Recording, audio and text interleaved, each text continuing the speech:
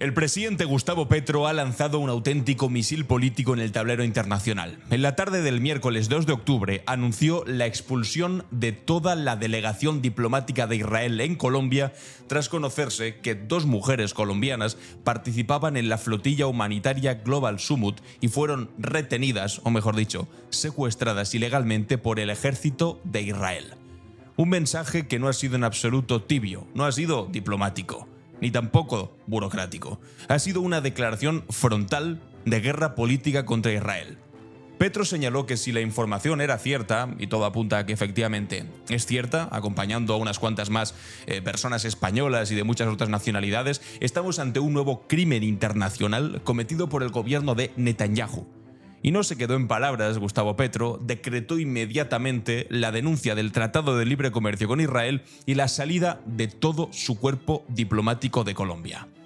Ese gesto no es un simple trámite administrativo, es una decisión que corta de raíz las relaciones económicas y políticas con uno de los principales aliados militares de Estados Unidos, de Donald Trump, en un momento en el que además le acaban de retirar la visa de entrada a Estados Unidos al presidente colombiano. Petro, que desde el inicio de la masacre en Gaza se ha convertido en una de las voces más duras contra el sionismo y el gobierno israelí, ahora da un paso más: convertir a Colombia en el primer país latinoamericano, orgullosamente, que no solamente rompe relaciones con Israel, sino que expulsa físicamente a la representación israelí tras un acto de represión contra sus propios ciudadanos. Ojalá se tomase en consideración lo que está haciendo el gobierno colombiano en el resto de países del mundo cuyos ciudadanos también han sido secuestrados por Israel. El discurso de Petro cargó con mucha fuerza ideológica. Citó a Hannah Arendt, la filósofa que desenmascaró la banalidad del mal en el nazismo, y señaló que Hitler, dijo, sigue vivo en política a través de líderes como Netanyahu. Y esta no es una comparación gratuita ni un exceso retórico tampoco, es una acusación directa de algo que incluso Naciones Unidas ya ha hablado, que es de genocidio. Un señalamiento que coloca al presidente colombiano en el bando de quienes no se resignan a la anestesia mediática que trivializa la muerte de miles de palestinos. Mientras buena parte de Occidente además hace equilibrismos vergonzosos para justificar lo injustificable, Petro rompe con la diplomacia de la hipocresía. De hecho, ya lo hizo hace unos días, cuando en Naciones Unidas se atrevía a decirles a la cara a Estados Unidos e Israel lo siguiente: no hay raza superior, señores. No hay pueblo elegido de Dios. No lo es ni Estados Unidos ni Israel. Ignorantes fundamentalistas de extrema derecha piensan así. El pueblo elegido de Dios es la humanidad toda. Usan la migración como excusa para no hacer nada contra la crisis climática que barre cada día con la vida. Buscan la migración para ganar votos de blancos y viejos y viejas, pero para desde el poder ocultar que hay que acabar con el consumo del carbón y del petróleo, y lo incentivan para taladrar y taladrar y taladrar. La ONU tiene que cambiar ya. Una ONU diferente, humana, debe antes que nada detener el genocidio de Gaza. Después de este discurso, le quitaron el visado en los Estados Unidos. Les decía una cosa básica y además muy cristiana. El pueblo de Dios no es un pueblo solo, no es el pueblo de Estados Unidos o el pueblo de Israel, que dicen que tienen una legitimidad religiosa para estar ocupando los territorios que están ocupando, no. El pueblo de Dios, en todo caso, es todo el pueblo del mundo entero. Y hay muchos supuestos cristianos, muchos supuestos seguidores de la doctrina de Jesús, que se piensan que solamente hay un pueblo concreto asociado a una nación, que es el pueblo de Dios. Y aquí les dice Petro, y mira que se lo tenga que decir una persona de izquierdas, no es cierto lo que esté diciendo que es el pueblo de Dios. Bueno, el contexto en todo esto es clave. Hace 1 año y medio, el 1 de mayo de 2024, Petro ya había anunciado la ruptura de relaciones diplomáticas con Israel en plena marcha del Día Internacional del Trabajo, denunciando lo que llamó sin rodeos un gobierno genocida. Fue de los primeros que lo hizo. Ahora, en 2025, después de múltiples ofensivas israelíes y tras la interceptación de la flotilla humanitaria, decide cruzar otra necesaria línea más: expulsar a la delegación israelí y denunciar el Tratado de Libre Comercio. Esto no es solamente un discurso simbólico. Es una medida que tiene consecuencias materiales, económicas y diplomáticas, y que coloca a Colombia como referencia en la región en la defensa del pueblo palestino. Bueno, en la región, en Latinoamérica, en América y en el mundo entero, también en Europa.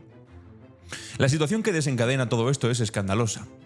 El secuestro por parte del ejército israelí de 2 ciudadanas colombianas que se llaman Manuela Bedoya y Luna Barreto, que viajaban en el barco Io, que estaba dentro del resto de barcos de la flotilla. No estaban, obviamente, en una misión armada. No eran tampoco espías de Petro que eran enviadas a Israel, como dicen desde el gobierno israelí. No estaban infiltrándose ni siquiera en zonas prohibidas. Eran simplemente parte de una flotilla humanitaria que intentaba llevar ayuda y abrir un corredor humanitario hacia la franja de Gaza.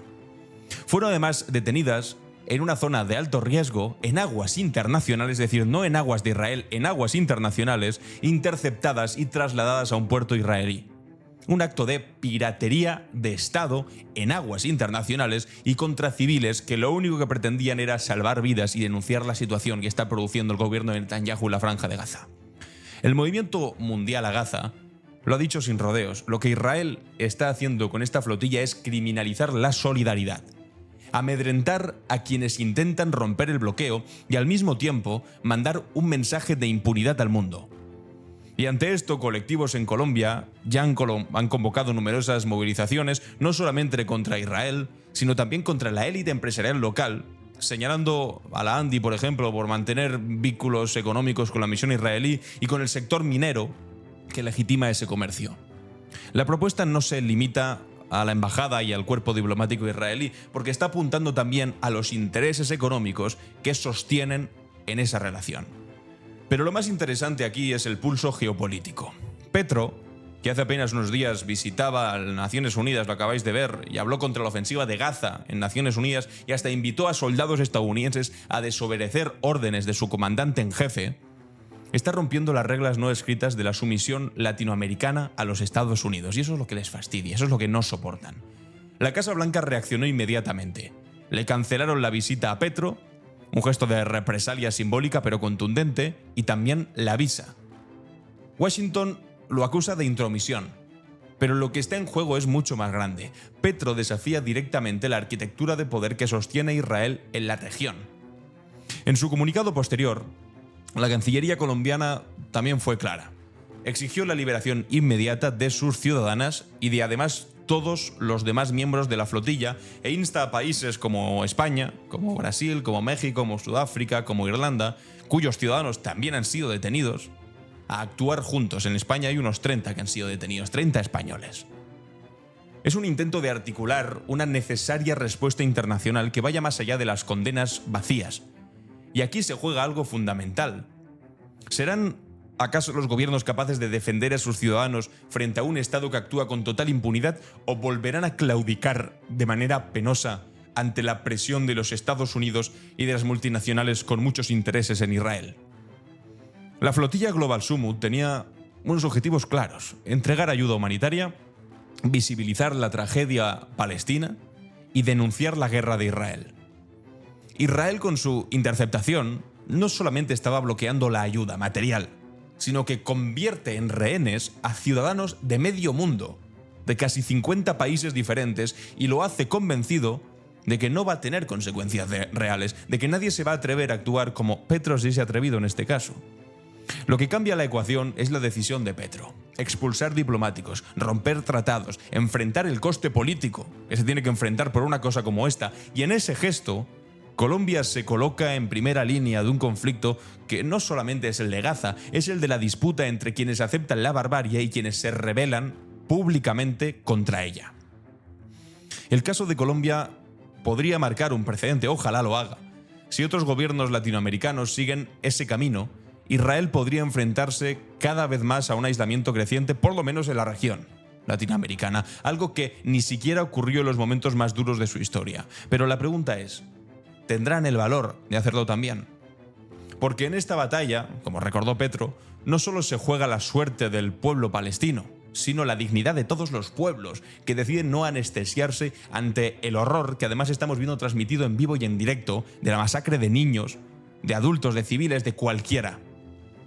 Lo que está pasando hoy es un momento que marca un antes y un después. Israel secuestra barcos humanitarios, no es la primera vez que lo hace eso. Gobiernos como el español, por el momento, miran hacia otro lado o se esconden detrás de excusas diplomáticas. Estados Unidos, por supuesto, actúa como garante de la impunidad para que Israel lo pueda hacer, y en medio de ese silencio cómplice, un presidente latinoamericano rompe por lo menos la baraja y dice basta. Esa palabra, en boca de un jefe de Estado, puede abrir grietas en la coraza de la indiferencia global. La historia recordará ese episodio no solo por las 2 mujeres colombianas que han sido retenidas, que por supuesto también, sino por el gesto de un país que decidió no callar frente a los Estados Unidos y frente a Israel. El mensaje de Petro es claro y al mismo tiempo incómodo. Si el mundo sigue tolerando el genocidio en Gaza mientras Israel no tiene consecuencias, si seguimos mirando para otro lado mientras se criminaliza la solidaridad, entonces todos nos convertimos en cómplices. La cuestión ya no es qué hará Israel frente a esta posición de Colombia, sino qué deberíamos hacer todos los demás países. Os leo en los comentarios a ver qué pensáis. Si te ha gustado el vídeo, compártelo, suscríbete y nos vemos en el siguiente. Os dejo un par de vídeos más por aquí que tal vez os interesen. Adiós.